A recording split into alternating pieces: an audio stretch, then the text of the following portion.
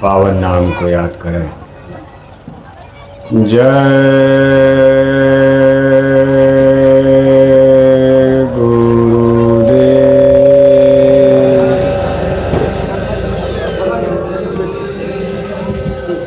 जय गुरुदेव नाम किसका। जय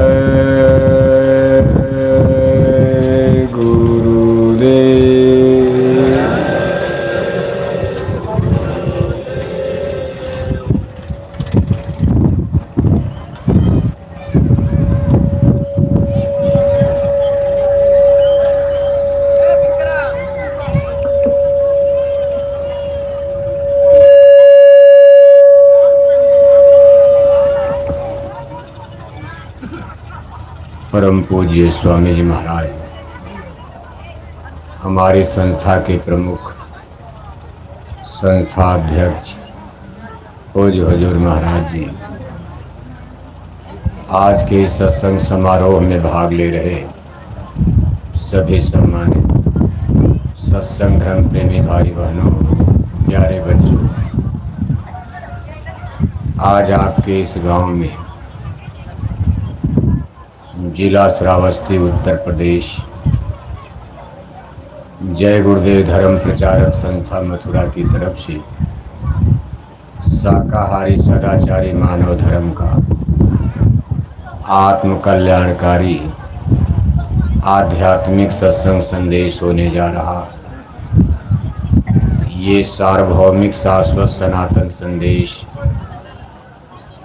शाकाहारी मानव धर्म का हमारे परम पूज्य स्वामी जी महाराज ने ऐसे काल टाइम पीरियड में जारी किया है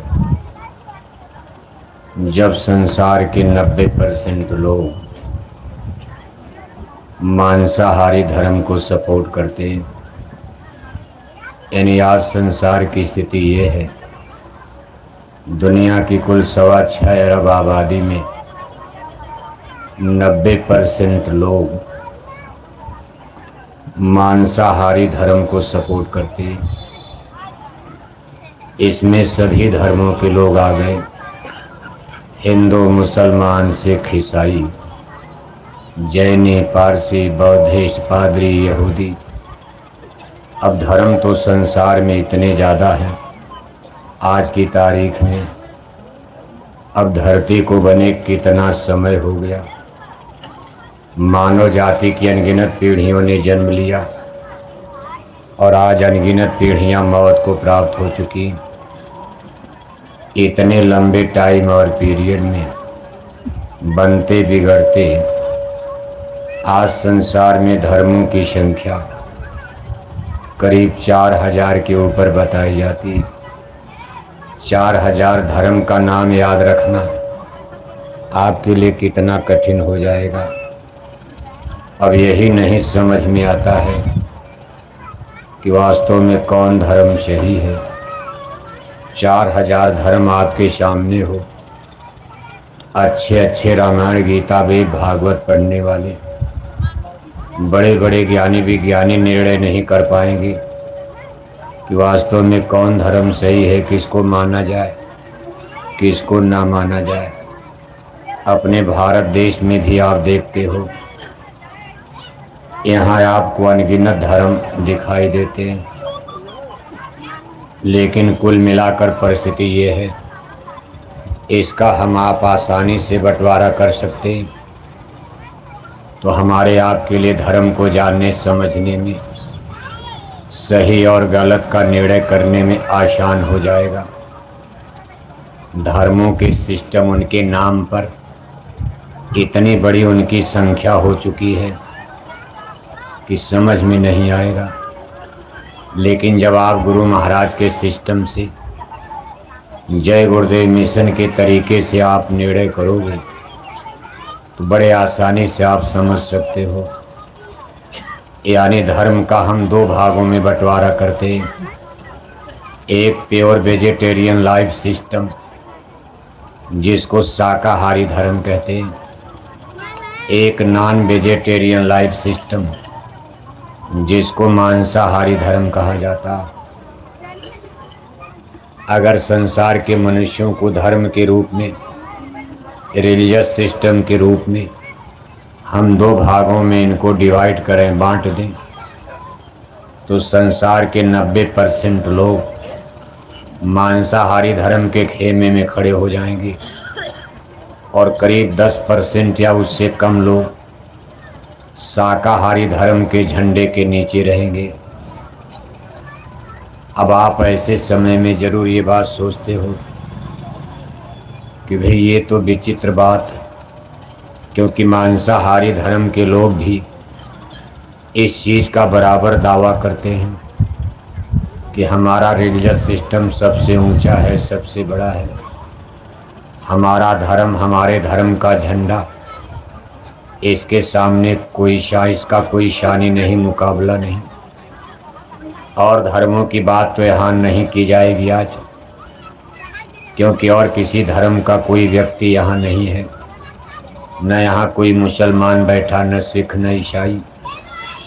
यहाँ जितने लोग हमारे सामने आप दिखाई दे रहे हो, सब लोग हिंदुज़्म यानी हिंदू धर्म को सपोर्ट करते हो। आप सब लोगों का जन्म हिंदू धर्म में हुआ है, इसलिए बात हिंदू धर्म की ही ज़्यादा की जाएगी। वैसे संतों महात्माओं का संदेश तो सार्वभौमिक होता, जैसे सूरज सबका होता है।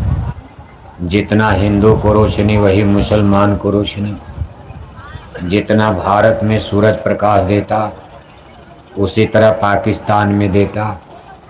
जैसे गरीब की झोपड़ी में सूरज की रोशनी, ऐसे राजे बादशाहों के महल में भी वही रोशनी।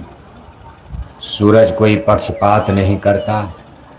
ऐसे संत महात्मा फकीर सूरज की तरह फिरका परस्ती, मजहब परस्ती, अमीर गरीब, ऊंच नीच, छूत अछूत की भेद भावनाओं से ऊपर उठकर सारे इंसान मखलूकात जाति के लिए इखलाक, ईमान का, हकीकत, सच्चाई का, प्यार, मोहब्बत, रहम, ईमान, दया, धर्म का संदेश देते। उनका संदेश ही सार्वभौमिक होता, यानी ऐसा संदेश जो सबके लिए लागू होता। हिंदू, मुसलमान, अमीर गरीब, राजा प्रजा, ब्राह्मण, क्षत्रिय, यादव, हरिजन, कुर्मी, पटेल, जाट, गुर्जर, पढ़ा लिखा हो चाहे अनपढ़ हो, राजा हो चाहे प्रजा हो, सबके लिए जो संदेश लागू हो जाए उसको सार्वभौमिक सनातन कहा जाता। जैसे इस समय कभी कभी हमारे देश में सनातन लाने की बात हो रही है कि भाई नहीं, हिंदू धर्म तो चलो ठीक है, लेकिन भारत के बड़े बड़े पंडित, पुरोहित, आचार्य, प्राचार्य, कभी कभी मीडिया में आप देखते हो सनातन धर्म की चर्चा प्रारंभ हो गई है कि भारत में सनातन धर्म लाया जाए, क्योंकि हिंदू धर्म से पूरा काम चलने वाला नहीं है। अब जिस सनातन की बात हो रही है, ये सनातन हम लोग इतना पीछे छोड़ आए हैं कि वहाँ तक पहुँचना भी बड़ा मुश्किल है। इसी सनातन की खोज में, इसी सनातन को लाने के लिए आज जय गुरुदेव मिशन में लाखों लोगों ने बोरा पहन लिया। आज लाखों लाख भाई बहन शाकाहारी जैकेट पहनकर इसी सनातन शाश्वत धर्म को लाने का लोग देखो मेहनत और प्रयास कर रहे हैं। आज हमारे संस्था के वर्तमान अध्यक्ष बोझ हुजूर महाराज जी जाड़ा गर्मी बरसात की परवाह किए बिना छोटे बड़े काफिले लेकर निरंतर इतना सेक्रीफाइस, इतना त्याग, इतनी मेहनत, इतना परिश्रम, इतना कष्ट क्लेश इसीलिए उठा रहे हैं कि वास्तव में भारत में सनातन धर्म आ जाए और इसके बाद ये भारत से पूरे विश्व में फैल जाए। चूँकि ये सारी मानव जाति का धर्म है, एक तरह से कॉमन यानी साझा धर्म है। ये ऐसा धर्म है जो साझा है, हिंदू का, मुसलमान का, अमीर गरीब, राजा प्रजा, ये साझा धर्म है तो सारे संसार का धर्म है, सारे इंसान मनुष्यों का ये धर्म है। इसके लिए प्रयास हो रहा है। हमारे लाखों लाख भाई बहन शाकाहारी जैकेट पहनकर तन मन धन के साथ देखो पूज्य महाराज जी के सहयोग में बराबर खड़े नजर आ रहे हैं। कभी कभी आप सोचते भाई इतनी मेहनत जय गुरुदेव मिशन के लिए लोग क्यों करते। आज 70 बरस का समय गुजर गया, करीब करीब जय गुरुदेव मिशन की एक पीढ़ी समाप्त हो गई। एक पीढ़ी में औरत मर्द बच्चे बच्चियां मारे जा चुके, यानी उनका शरीर ही छूट गया। और इस 70 बरस के टाइम पीरियड में अरबों अरब रुपए, 1 अरब नहीं अरबों अरब रुपए जय गुरुदेव मिशन का देखो खत्म हो गया। कहाँ खत्म हो गया? पर्चे में, पोस्टर में, झंडा में, बैनर में, सत्संग करने में, कराने में, डीजल में, पेट्रोल में, भाड़ा में, किराया में, फिर लोगों को भोजन प्रसाद खिलाने पिलाने में। अब कितनों पूजा पाठ हो, लेकिन कलयुग में अन्न में प्राण है। अगर आज आपको 5 बजे तक यहाँ भूखे छोड़ दिया जाए, भोजन पानी का इंतजाम न किया जाए, तो आप कहोगे भूखे भजन न होई गोपाला, ये पकड़ो अपना कंठी माला। बाबा हमको मार डाला, बाप के सत्संग में हम आएंगे ही नहीं। इसलिए जो भी रूखा सूखा, अब कोई शादी ब्याह का फंक्शन तो है नहीं कि 4 किस्म की मिठाई बनाई जाएगी, बफर सिस्टम लगाया जाएगा। कोई बाराती बनकर तो आप आए नहीं हो। सत्संग तो सत्संग है, ये तो सीधा सरल सादा होता, लेकिन फिर भी पेट की भूख मिटाने के लिए आखिर कुछ न कुछ तो पेट में। कहा भजन बड़ी है कूतिया, अब करे भजन में भंग, और ताको टुकड़ा डाल दो भजन करो निशंक। भूखे रहोगे तो सत्संग भी अच्छा नहीं लगेगा, पूजा पाठ अच्छा नहीं लगता। इसलिए धर्म कर्म कहीं भी कोई अनुष्ठान होता है तो कुछ न कुछ खाने पीने के लिए प्रसाद के नाम पर, कहीं पूरी है, कहीं चलो हलवा है, कहीं खिचड़ है, कहीं टिक्कड़ है, रूखा सूखा खाए के ठंडा पानी पियो सादा सादा। और चूंकि ये सदगुरु को भोग लग जाता है सत्संग में, तो बिल्कुल पवित्र प्रसाद बन जाता है। इसको थोड़ा भी ग्रहण करोगे तो आपके पेट की कितनी बीमारी चली जाए। अब वही पूरी सब्जी घर में खाओगे, गैस बनती है, बीमार हो जाते हो। लेकिन जब सत्संग में वही भंडारा बना, सदगुरु को भोग लग गया, तब ये प्रसाद महाप्रसाद हो जाता। और फिर उसी पूरी हलवा को आप खाओगे सब्जी, तो आपके पेट की कितनी बीमारी दूर हो जाए, कितना आपका मन बुद्धि चित्त पवित्र हो जाए। इसलिए सत्संग की ये महिमा होती। यहाँ हर तरह से लाभ और फायदा इन ईश्वर परमात्मा संत महात्मा जीवों को पहुँचाने की कोशिश करते। इसीलिए कहा सत्संग महिमा है अति भारी, पर कोई जीव मिले अधिकारी। तो देखो आज समझने वाली यही बात है। आज तमाम हमारे हिंदू भाई, मुसलमानों की चर्चा अभी नहीं। आपके श्रावस्ती में मुसलमान भाई तो बहुत रहते हैं, लेकिन मुसलमानों को अभी समझाना मुश्किल है। आप उनको बहुत समझाने का भी प्रयास मत करना। सामने पड़ जाएं जय गुरुदेव बोलना, और जय गुरुदेव बोलते भी हैं। आज मुसलमानों से आप सीताराम बोलो, मुसलमान सीताराम नहीं बोलेंगे। मुसलमानों से जय राम बोलो, मुसलमान जय राम नहीं बोलेंगे। मुसलमानों से राधे श्याम बोलो, मुसलमान कहेंगे खुदा हाफिज आदा बरज। लेकिन हमारे बोरे को देखकर श्रावस्ती के मुसलमान हाथ जोड़कर जय गुरुदेव बोलते, जबकि श्रावस्ती के मुसलमानों को पता है कि गुरु जी का जन्म हिंदू घर में हुआ है, जिनको आज लोग परम पूज्य बाबा जय गुरुदेव जी महाराज के नाम से जानते हैं, मानते। और उनके वारिस उत्तराधिकारी पूज्य महाराज जी आज जिस मिशन को लेकर आगे बढ़ रहे हैं, इस जय गुरुदेव मिशन के संस्थापक, इसके स्थापक, इसके जिन्होंने स्थापना किया, नींव डाली, उस महामानव महापुरुष का जन्म उत्तर प्रदेश के इटावा जिले में एक छोटे से गांव खेतौरा में एक मध्यम वर्गीय, देखो भाई क्या हुआ, एक मध्यम वर्गीय परिवार। मध्यम वर्ग का मतलब न ज्यादा गरीब और न ज्यादा अमीर और न ज्यादा गरीब। ऐसा नहीं कि गुरु महाराज के पास खेती नहीं, जमीन नहीं, या उन लोगों को कोई गरीबी थी, गरीबी भी नहीं थी, लेकिन इतनी अमीरी भी नहीं थी। कोई बड़े लैंडलॉर्ड जमींदार राजाओं का जमाना था।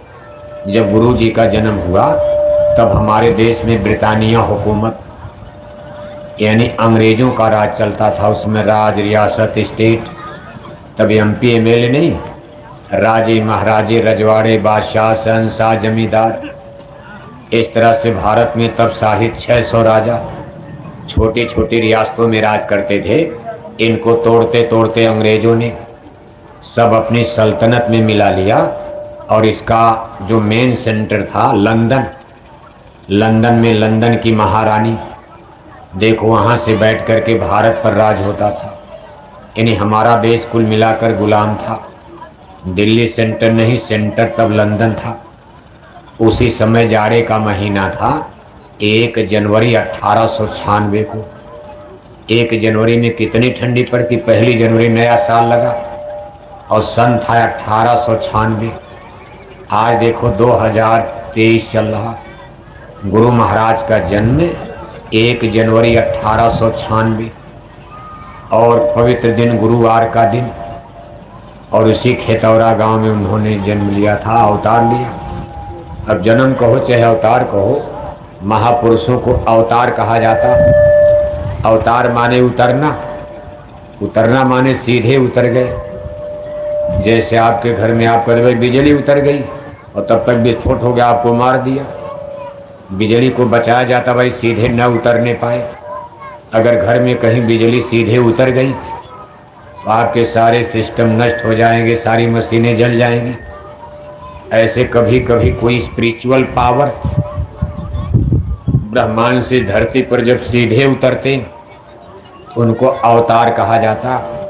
और जीव जो है, जो जन्म मरण में फंसे फंसाए, कोई गाय से मानव जन्म में आ रहा, कोई कुत्ता से आ रहा, कोई बिल्ला से आ रहा, कोई बंदर से, बंदरिया से मानव जन्म में आ रहा, कोई नरक से चला आ रहा, कोई देवी देवता की शरीर से आ रहा है। इन जीवों, इनको जीव कहा जाता। जीव की परिभाषा का, जीव हृदय अति मोह विसेखी और छूट न ग्रंथि परे किम देखी। कहा जीव उसको कहते जिसके ऊपर मोह का आवरण यानी पर्दा है। मोह का मतलब संसार में यहाँ रिश्ते नाते हैं तो गोया झूठे, लेकिन इसी को जीव अपना मानकर फंस जाता, इसको मोह कहा जाता। जैसे बेटे बेटियां, रिश्तेदार, नातेदार, दोस्त, मित्र, इनमें जो जीव का बंधन बनता इसको मोह की गिल्टी और ग्रंथि कही जाती। इसी तरह से दूसरा बंधन लोभ। लोभ माने यहाँ के सामान, जैसे जमीन, बगीचा, धन दौलत, सोना चांदी, रुपए पैसे, कोठी हवेली, जमीन जायदाद, बगीचा, हिंदी अंग्रेजी, पढ़ाई लिखाई, इंजीनियर, डॉक्टर, ये सब चीज़ें जो हैं, बंदूक, तीर तलवार, बम, किला, महल, ये जो जगत और जगत के सामान पदार्थ हैं, इसमें जीव फंसता है। इस क्रिया को लोभ कहते हैं। वैसे जीवों के लिए 5 तरह का मुख्य बंधन, काम, क्रोध, लोभ, मोह, अहंकार। इसमें 2 का जिक्र हो रहा, लोभ और मोह। दोनों में बहुत अंतर नहीं है, बड़ा सूक्ष्म अंतर है। संसार में जो रिश्ते नाते में आप फंसे हो, यानी दोस्त, मित्र, रिश्तेदार, घर परिवार, बाल बच्चे, इसको मोह कहा जाता। और धन दौलत, सामान पदार्थ, जमीन बगीचा, इनमें जो हमारा ममता बंधन है इसको लोभ कहा जाता। और ये दोनों जीव के लिए कठिन तो है, लेकिन लोभ से कठिन मोह होता। लोभ का बंधन तो जल्दी टूट जाता। जैसे कोई घर का आदमी जा रहा कार लेकर, मोटरसाइकिल लेकर, कहीं एक्सीडेंट हो गया, मोटरसाइकिल चूर चूर हो गई, लेकिन बच्चा बच गया। तो घर वाले कहते चलो कोई बात नहीं है। फिर मोटरसाइकिल, अरे भाई तू तो बच गया, चल तेरी जान बच गई, मोटरसाइकिल गई गई हम फिर खरीद लेंगे। लेकिन मान लो मोटरसाइकिल बच गई और बेटा मर गया, तो उस मोटरसाइकिल पर जल्दी कोई बैठेगा नहीं, बाप तो नहीं है बैठेगा। इस मोटरसाइकिल ने मेरे बाप की जान ले लिया। मोटरसाइकिल का कोई नुकसान नहीं हुआ, लेकिन बेटा मारा गया एक्सीडेंट में, तो मोटरसाइकिल का मोह खत्म, लोभ खत्म हो जाएगा। कार एक्सीडेंट हो गई, पूरे घर वाले मर गए, उस कार को आदमी कबाड़ा में डाल देगा, छोड़ दो ही जल जाए। लेकिन कार चूर चूर हो गई 20 लाख की और घर का कोई आदमी नहीं मरा, तो लोग कहेंगे जाने दो 20 लाख गया कोई बात नहीं, फिर कार खरीद ली जाएगी, लेकिन घर वालों की जान तो बच गई। यानी मोह से सुपर, लोभ से सुपर मोह को कहा जाता। मोह का बंधन तो जगत में जल्दी टूट जाता, लेकिन ये मोह का बंधन, बच्चा बच्ची पैदा हो गए, चिंता लगी मर न जाए, थोड़ा सर्दी बुखार हुआ, आदमी जल्दी जल्दी लेकर अस्पताल भाग जा। अरे भाई छोटा बच्चा है, देखो सांस तेज हो गई, जल्दी गाड़ी बुलाओ, अस्पताल ले चलो कहीं मर न जाए। अब एक यही चिंता, जबकि मरना है, ये बिल्कुल रियलिटी है, वास्तविकता है, मैन इज मॉर्टल, ये संसार मृत्यु लोक है, जो आया जाना है। लेकिन फिर भी हम बचाने का प्रयास करते, भाई मरने न पाए। फिर रिश्तेदारियां बनती, बेटा बेटी पैदा होते गए, उन्हीं से तो रिश्तेदारियां। अब जिसके कोई बेटा बेटी नहीं, क्या रिश्तेदारी बनाएगा? भाई बेटा बेटी पैदा होंगे, फिर उनसे उनकी शादियां आप करोगे, घर में बहू आएगी, एक रिश्तेदारी बढ़ी आपकी, एक समधी बढ़ गए, एक समधिन बढ़ गई। अब वो भी चिंता खाए जाती, भाई मेरा समधी अभी जवान है, कहीं मर न जाए। पता चला समधी जी को हार्ट अटैक हो गया, भागे जाते हो, हे भगवान दया करो अभी कम उम्र है, कहीं समधी साहब मर न जाए, बड़ी हमारी मदद करते, कहीं समधिन न मर जाए। फिर दूसरे बच्ची की शादी किया, वहाँ भी समधी समधिन, और घर में बहू बनाया और बच्ची की शादी किया तो रिश्तेदार बना लिया मेहमान, कि भाई कहीं मेरी बेटी का पति ये न मर जाए, मेरी बेटी विधवा हो जाएगी। इस तरह से संसार का विस्तार और फैलाव। अब हम आप सारे जीव अब इसको ये मान कर करते हैं कि हम अच्छा करते जा रहे हैं, हमारा विस्तार हो रहा, लेकिन संत महात्मा वास्तविकता समझाते और उसी को समझाने का प्रयास करते हैं कि भाई रेमन समझ के लाद लदनिया, ये जो आप बंधन बढ़ा रहे हो, यही तो भारी बेड़ी बनती जा रही, और जितना जगत का फैलाव विस्तार करते जाओगे उतना आपका बंधन बढ़ता जाएगा। कहा मूर्ख ने ये भार उठाया और बेड़ी भारी समझ न पाया। महापुरुष कहते जगत मूर्ख हो गया कि भाई आए थे यहाँ क्या करने, यहाँ संसार फैलाने लगे। क्यों? कि जीव के अंदर मोह का कोहरा छा गया। जैसे सूरज आसमान में है, अगर घने कोहरे छा जाएं तो सूरज की रोशनी देखो ब्रीफ होने लगती। जैसे जैसे कोहरा बढ़ता जाता है, सूरज की रोशनी, प्रकाश, लाइट आपको कम मिलेगी। आप सड़क पर गाड़ी लेकर जा रहे हो, अपने गाड़ी की लाइट भी जला दिया, आसमान में सूर्य नारायण भी हैं, ठीक दोपहरी का समय, लेकिन कोहरा इतना घना हो गया कि सामने आने वाली कार नहीं दिखाई दे रही। गाड़ी की लाइट जलाने के बाद भी आपको सामने आने वाली कार नहीं दिखाई दे रही, एक्सीडेंट हो गया। कितने लोग मारे जाते हैं, भारी एक्सीडेंट होता। इसी तरह से कहा जीव हृदय अति मोह विसेखी, छूट न ग्रंथि परे की भी देखी। कहा जीव के अंदर जब से वो जगत में आया, जब से जीव भया संसारी, छूट न ग्रंथि न भयो सुखारी।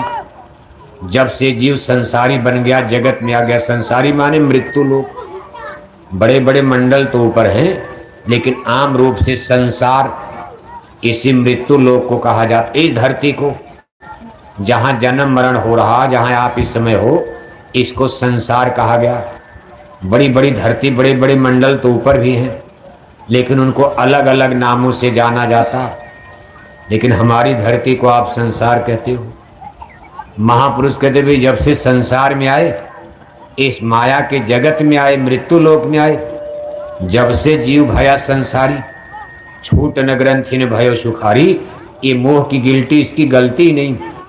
किसी भी जन्म जोनी में डाल दिया जाए, गाय में जाए, बैल में जाए, कुत्ता में जाए, बिल्ला में जाए, बंदर बना दिया, चूहा बना दिया, शेर बना दिया, भालू बना दिया, वहाँ भी बेटा बेटी का मोह ही रहता। गाय को देखो अपने बच्चे को जन्म देती, कितने प्यार से दूध पिलाती। जानवर में सबसे खराब कुतिया होती, सबसे खराब कुतिया मानी जाती। लेकिन कुतिया के बच्चे को भी लेकर आ, अगर कुएं में कूद जाओ, अपने बच्चे के लिए कुतिया भी कुएं में कूद जाएगी। आप कुतिया बच्चे पैदा किया, उसके बच्चे को जाकर पकड़ लो, कुतिया आपको काटने के लिए दौड़ेगी। इन्हें क्या जगत का खेल। हर जन्म जोनी में कभी ये मोह की गिल्टी और ग्रंथि, ये जीव की इधर गलती नहीं तो सच्चे परमात्मा से प्रेम कैसे होगा। प्रेम तो इधर बट गया। प्रेम तो एक ही मन, एक ही दिल, एक ही है, और लग गया इधर संसार में। अब ये भगवान की तरफ तो जाता ही नहीं। जब कहा जाए जरा भगवान से लगाओ, आंख बंद करके बोलो जय गुरुदेव जय गुरुदेव। अब आंख बंद करके जय गुरुदेव तो कर रहे हैं, और तब तक मन कहाँ चला गया। ये देखो माताएं बहनें बैठी हैं, 4-5 बजे भोर में माला लेकर बैठ गई और अपने चौकी बिस्तर पर बैठकर जय गुरुदेव बोल रही, और तब तक इनका ध्यान चला गया किचन में, रसोई घर में, कि जल्दी जल्दी माला करो, बच्चों को स्कूल जाना है, उनकी टिफिन भरनी है, उनका पूरी परेठा बनाना, कहीं स्कूल न छूट जाए।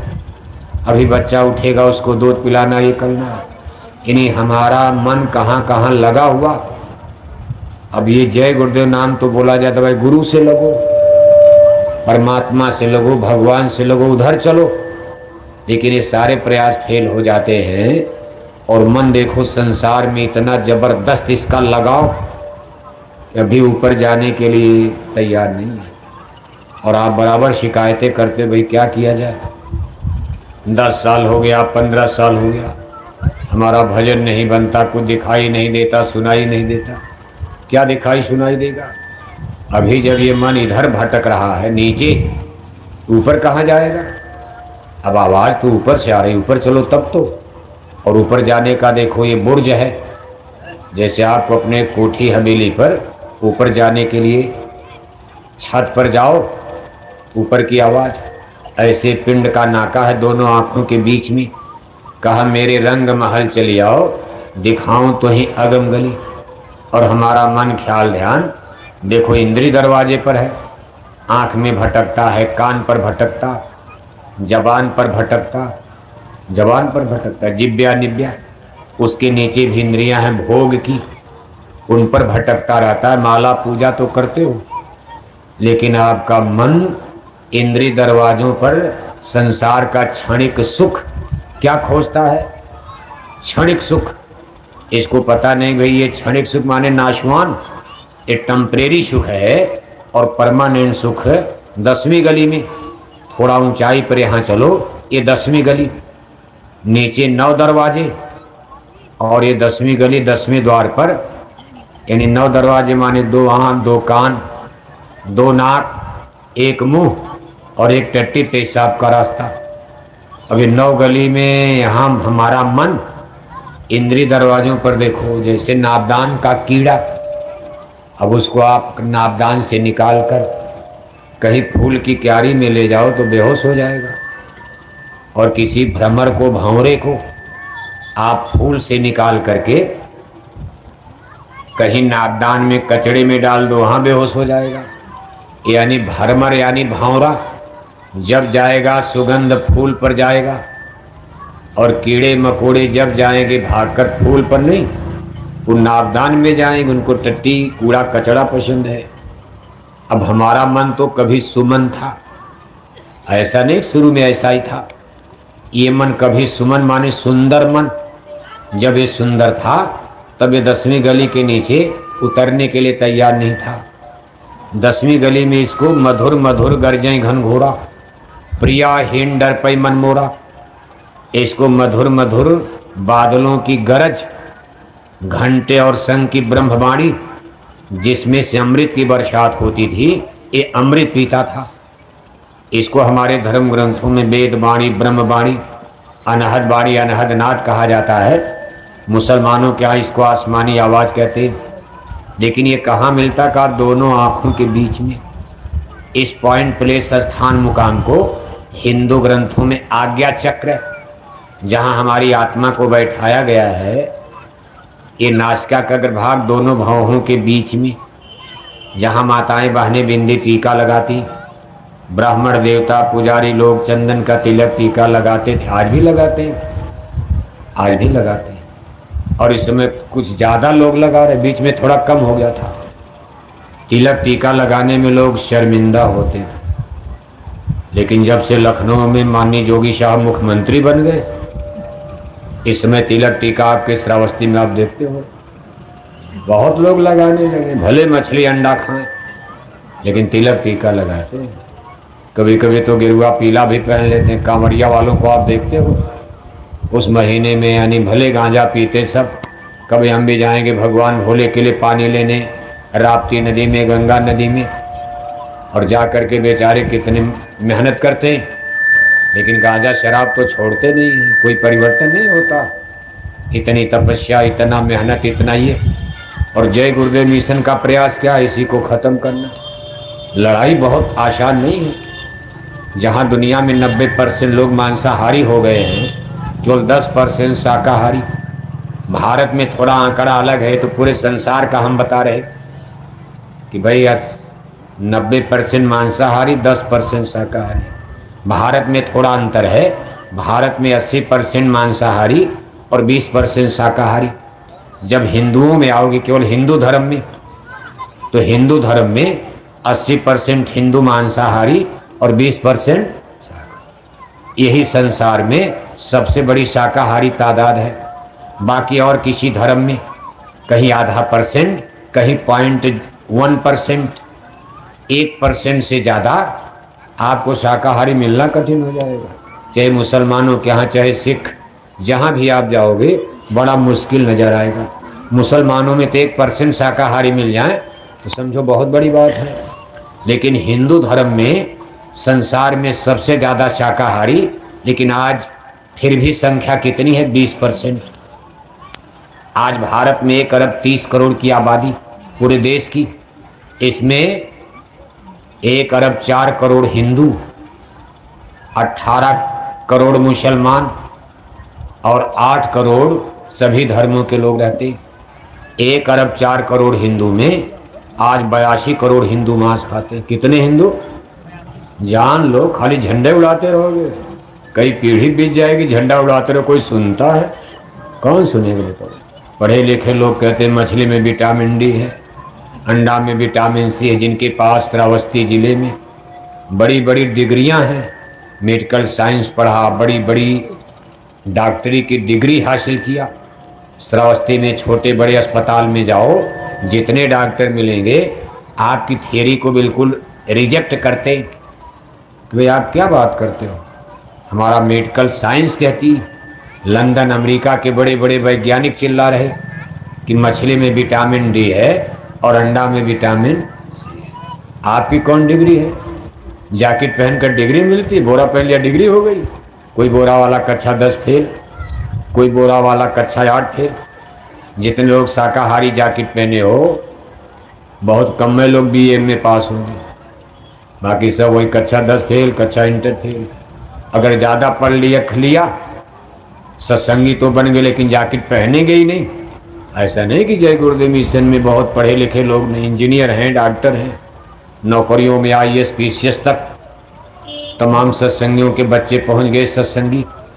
लेकिन समस्या ये है कि जो ज़्यादा पढ़ लिख लिए, अच्छी अच्छी नौकरी चाकरी में या गांव सम्मान में, गांव परिवार में, थोड़ा गांव समाज में मान सम्मान है, वो लोग और उनके घर की औरतें देवियां ये बोरा जैकेट पहने नहीं सकते, क्योंकि वहाँ तब बेइज्जती लगती। भाई इतने बड़े आदमी, अरे ये बेवकूफ़ों की गोल है, तो अनपढ़ गवारों का विषय है शाकाहारी शाकाहारी।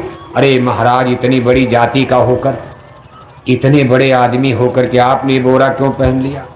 आपने शाकाहारी जैकेट क्यों पहन लिया? तो कुल मिलाकर के दिक्कतें कई आती।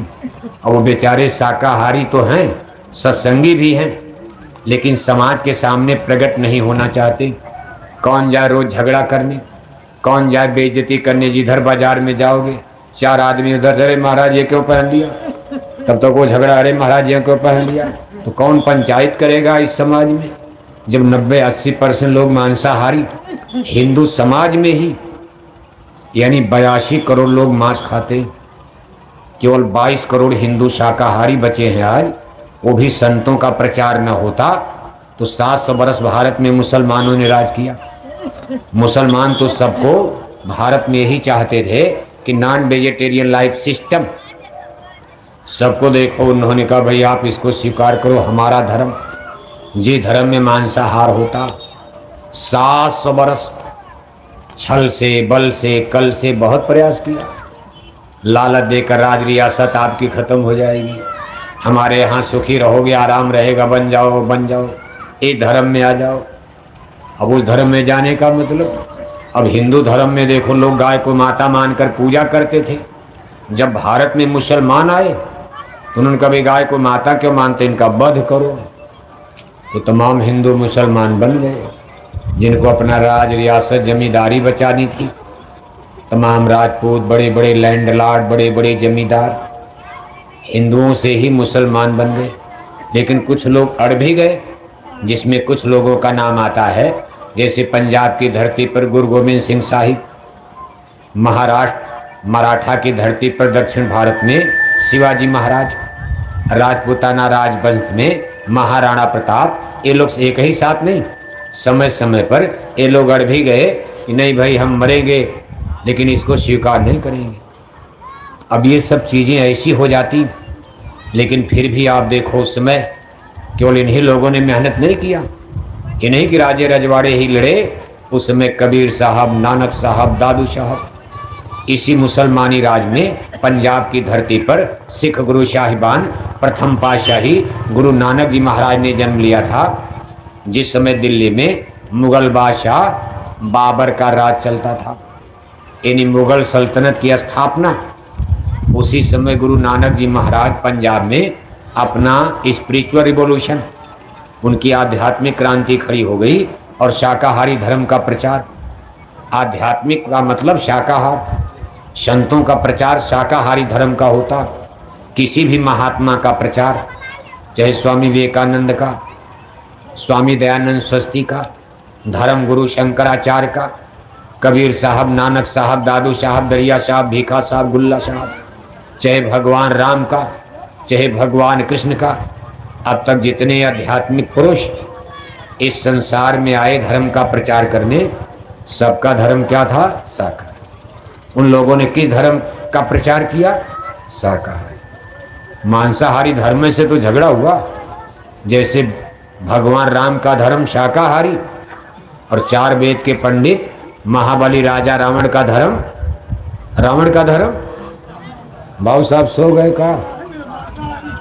भगवान राम का धर्म शाकाहारी और लंकापति राजा रावण का धर्म, ये बात रामायण में लिखी।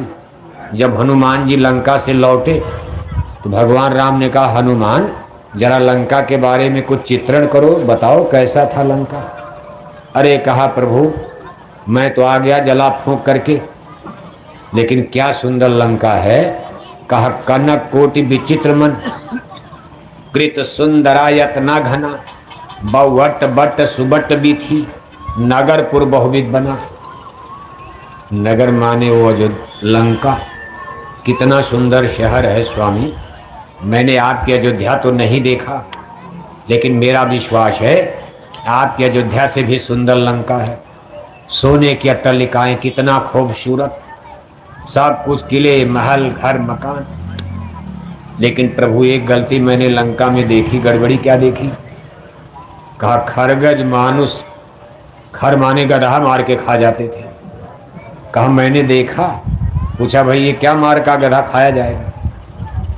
कहा हाथी, घोड़ा सब मार करके खा जाते थे, गाय भी मारते थे। तो कहा विप्रधेनु सुर संत हित लीन मनुजी अवतार, यानी लंकापति राजा रावण के साम्राज्य में यानी गाय का वध प्रारंभ हो गया। और रामायण में लिखा इसीलिए व्यापक ब्रह्म निरंजन निर्गुण विगत विनोद सुयज भक्ति प्रेम बश कौशल्या की व्यापक ब्रह्म निरंजन। अभी आगे हम आपको बताएंगे ये किसको कहा गया। लेकिन व्यापक ब्रह्म निरंजन इस संसार के बनाने वाले ने इस संसार में अवतार लिया। कहा विप्रधेनु सुर संतहित लेन मनुज अवतार। ये बात आपकी सब रामायण में लिखी गई। ये गुरु जी की बात नहीं है, ये हिंदू लोगों की रामायण में है। जिसके लिए हिंदू लोग कितना प्यार करते हैं रामायण से, कितना आपकी मान्यता है। कभी कभी कुछ लोग रामायण का जब विरोध करते हैं तो देखो सब हिंदू खड़े हो जाते हैं। और आज वो स्थिति है, आज वह परिस्थिति है कि रामायण का, भगवान राम और उनकी रामायण का, भगवान केड़ और उनकी गीता का अगर कोई नेता लीडर आपके श्रावस्ती में थोड़ा विरोध कर दे मंच लगाकर, उसका कोई एमएलए श्रावस्ती में जीत पाएगा? अब नहीं जीत पाएगा। थोड़े दिन पहले जीत जाते थे, राम को गाली देकर, रामायण को गाली देकर, अयोध्या काशी मथुरा को गाली देकर तमाम लोग दिल्ली लखनऊ पा लेते थे। लेकिन देखो कैसा जमाना बदल गया।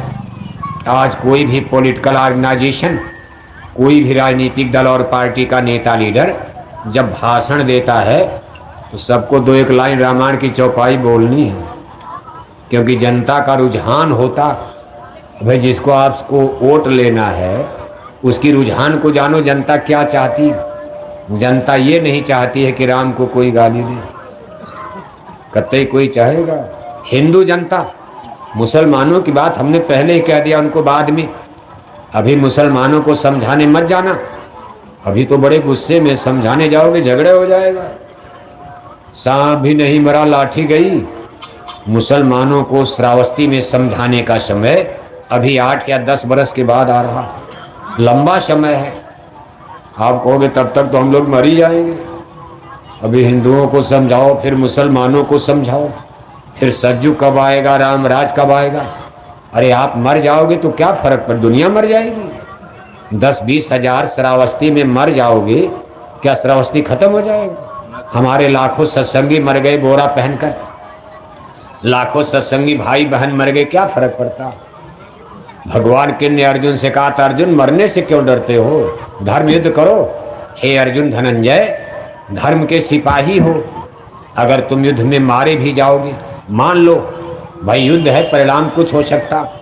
अब भगवान के तो जानते थे क्या परिणाम होगा, लेकिन अर्जुन को समझा रहे हैं कि जब आपने मोर्चा संभाल लिया, युद्ध हो रहा है, तो परिणाम दोनों हो सकता। आप युद्ध भी जीत भी सकते हो और युद्ध आप हार भी सकते हो, क्योंकि कौरव सेना कई बहुत बड़ी थी। भगवान किन कहते, लेकिन अर्जुन फिक्र मत करना, अगर मान लो इस युद्ध में तुम मारे भी जाओगे, पांडवों की हार हो जाती है, कौरव दल विजयी हो जाता है, लेकिन अर्जुन इतिहास में तुम अमर हो जाओगे। इतिहास कहेगा कि धर्म धुरंधर अर्जुन ने धर्म की रक्षा के लिए अपने प्राणों को न्यौछावर कर दिया। इतिहास तुम्हारा गुणगान करेगा, जो धर्म के नाम पर कुर्बान होते हैं, वतन के नाम पर, देश के नाम पर, समाज के नाम पर, अच्छे काम पर जो लोग प्राणों की बाजी लगाते, इतिहास उनको याद करता। अर्जुन आप इतिहास में याद किए जाओगे।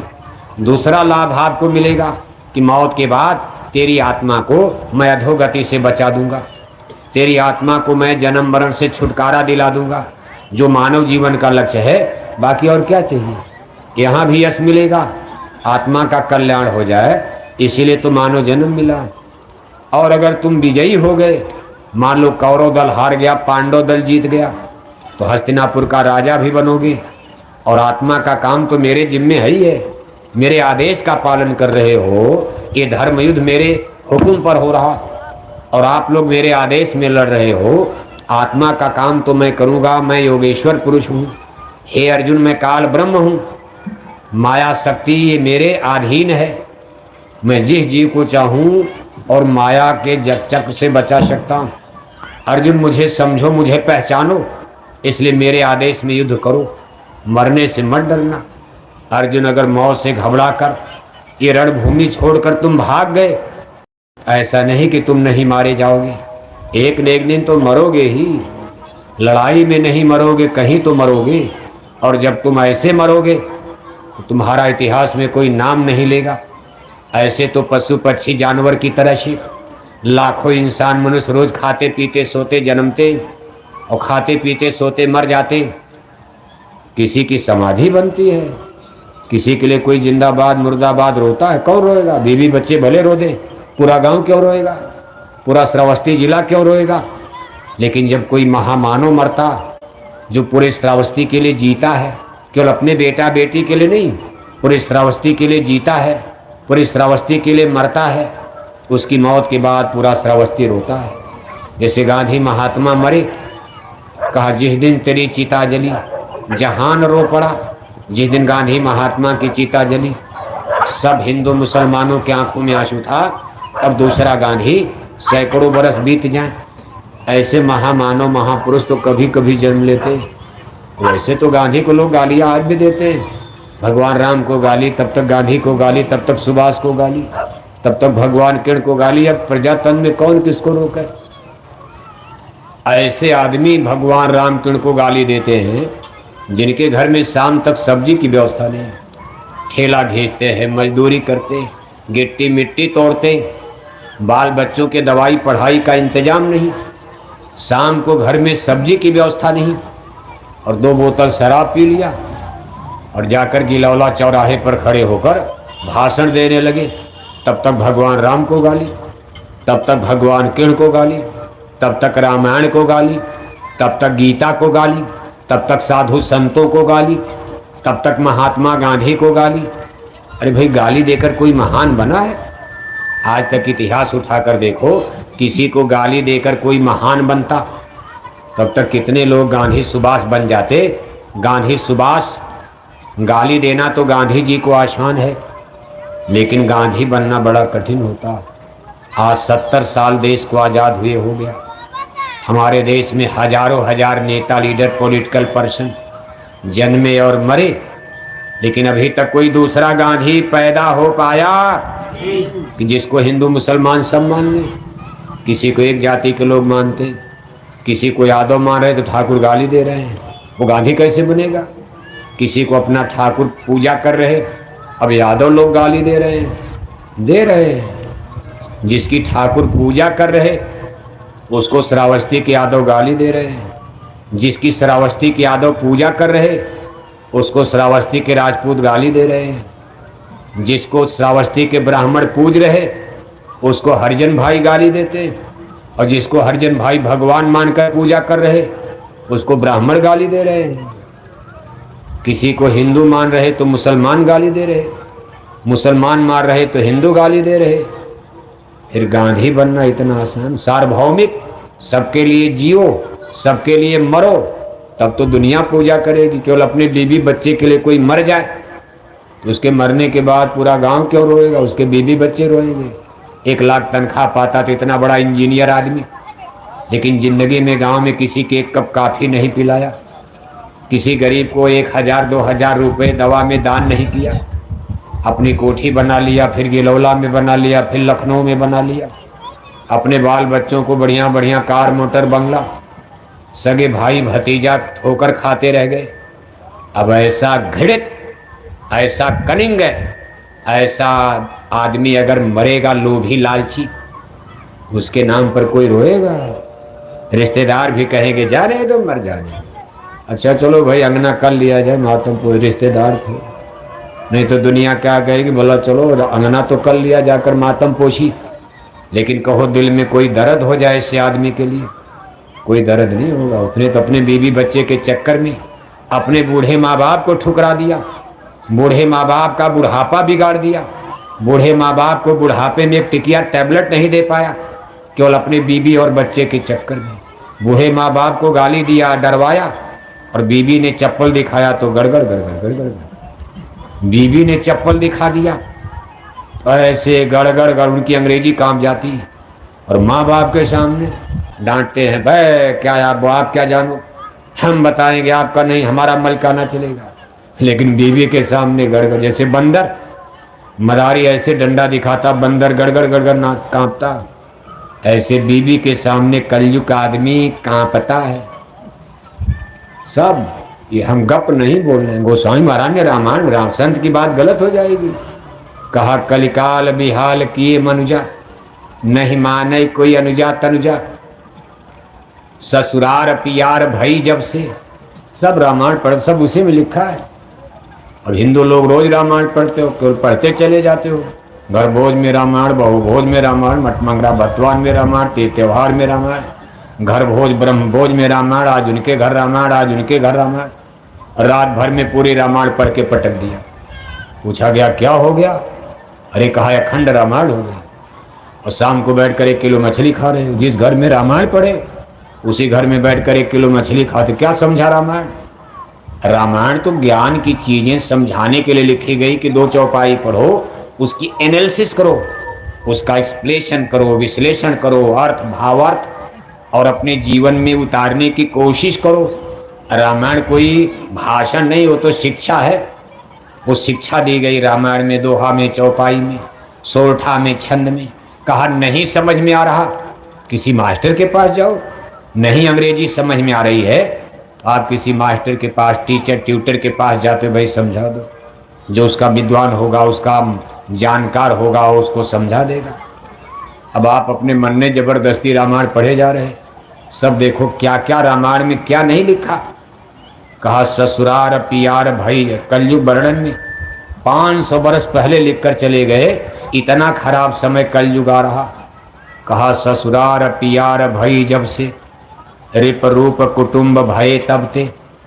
कहा जब शादी हो जाएगी, सुत मानई मात पिता तब लो, अबलानन दीख पड़े जब लो। अबला माने स्त्री। जब तक स्त्री का मुंह नहीं देखेगा तब तक तो थोड़ा बहुत माँ बाप को मानेगा। घर में बहू आ गई, बस महीना 2 महीना में खटपट शुरू हो जाएगी। साल 2 साल जाते जाते टेंशन, जैसे पार्टी वालों का तनाव चलता है, ऐसे ही घर में टीम बन जाएगी, पक्ष और विपक्ष, पक्ष और विपक्ष। बुढ़िया बुढ़वा एक तरफ, बुढ़िया बुढ़वा कहाँ जाएंगे? बुढ़िया को चिंता है कि मेरे बुढ़वा का क्या होगा।